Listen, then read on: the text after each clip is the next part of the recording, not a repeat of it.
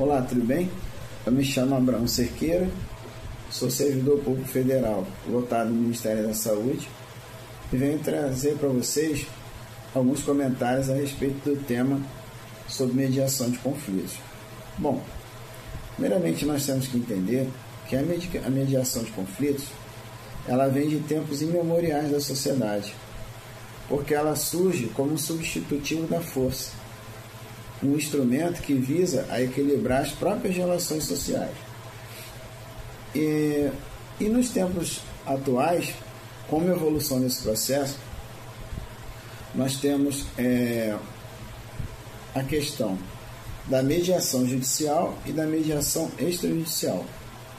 A mediação judicial, por óbvio, trata da figura dos juízes, e toda a sentença deles produz um título executivo judicial, ou seja, uma vez decidido, aquela sentença tem que ser cumprida para que seja restaurada e mantida a paz social entre as partes.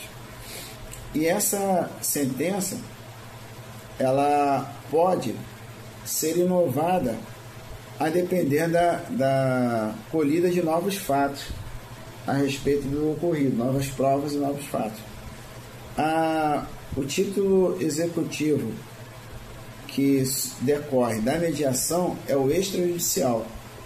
Ele trata de elementos daquele fato específico em um momento único, ou seja, devido a isso, diferente do que se obtém na administração pública através do Poder Judiciário, a mediação extrajudicial ela produz um título que não admite inovação.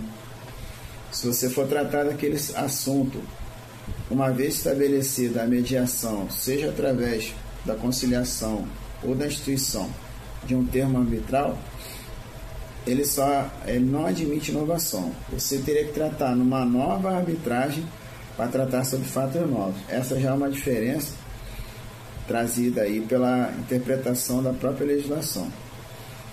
Uma vez que a justiça atualmente, com o advento do novo Código Civil e da transação penal, que já existia, eles tratam a conciliação, que é como é conhecida a mediação da justiça, como uma fase pré-judicial. E uma vez decidida, como na mediação, ela deve ser homologada em juízo para fazer lei entre as partes. Isso aí são conceitos básicos que fazem a distinção da mediação delegada, né, aquela imposta por lei, que é feita pelo juízo, e a convencional, que é feita entre as partes. O mediador ele tem uma figura, no primeiro momento, abrangente e que merece ser especificado para melhor entendimento do tema. O juiz ele é um mediador legal. Nas situações em que ele atua, há uma obrigação legal para que ele possa desenvolver a sua atividade como funcionário público. Já a questão da arbitragem convencional, ela trata de pessoas que são eleitas ou por uma regra interna do órgão ou da empresa, ou então que seja de confiança e eleita pelas partes.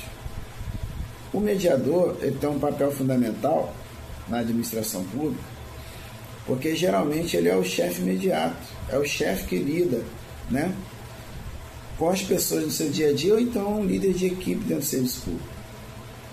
Então a decisão dele, embora tenha efeitos primeiramente entre as partes, ela pode ter uma abrangência no próprio ambiente de trabalho, até com uma estratégia, uma memória de evolução do processo.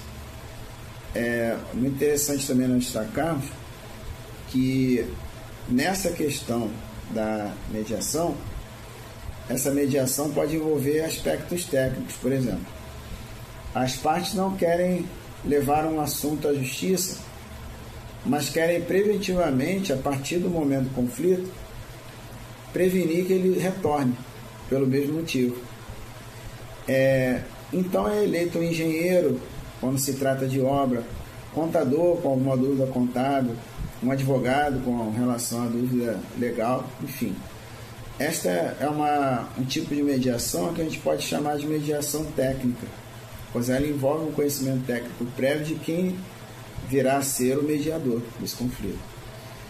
E na justiça, geralmente a composição de conflito lida justamente com interesses antagônicos que realmente impede a execução de uma ou de outra posição, de ambas as posições, perdão.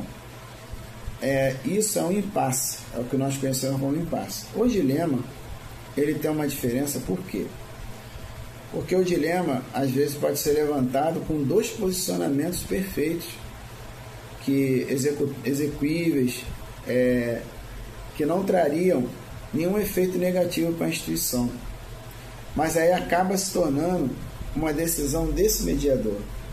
Ou seja, existem dois processos de trabalho perfeitamente cabíveis, mas o mediador tem que decidir qual que permanecerá adiante e qual deverá ser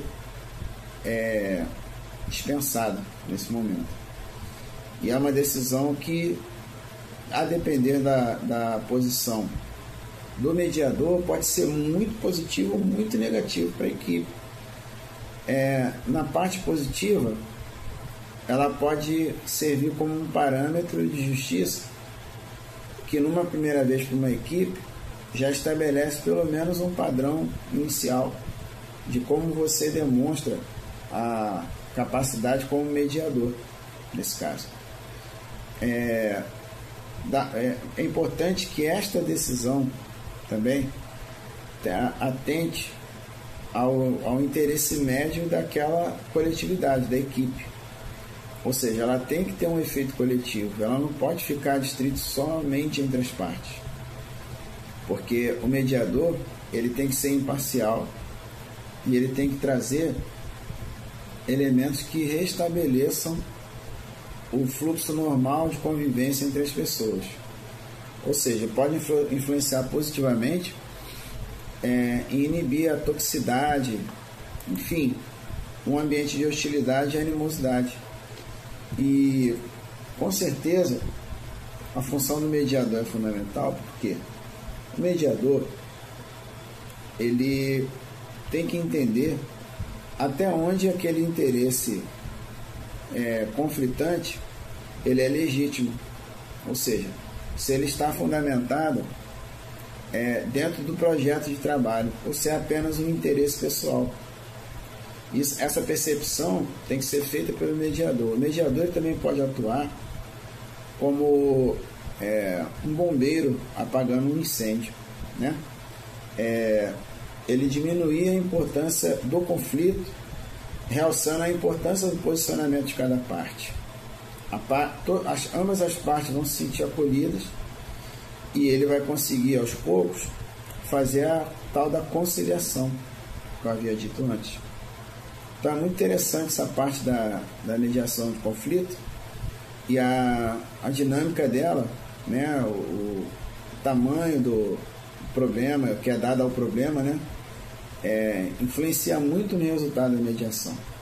Então é bom que seja feito com a máxima simplicidade possível, que as partes entendam que aquele conflito não pode se estender ad eterno, pois o trabalho precisa continuar, e o ambiente de trabalho precisa receber aquilo como uma evolução do processo de trabalho. Bom, basicamente é essa a introdução do tema.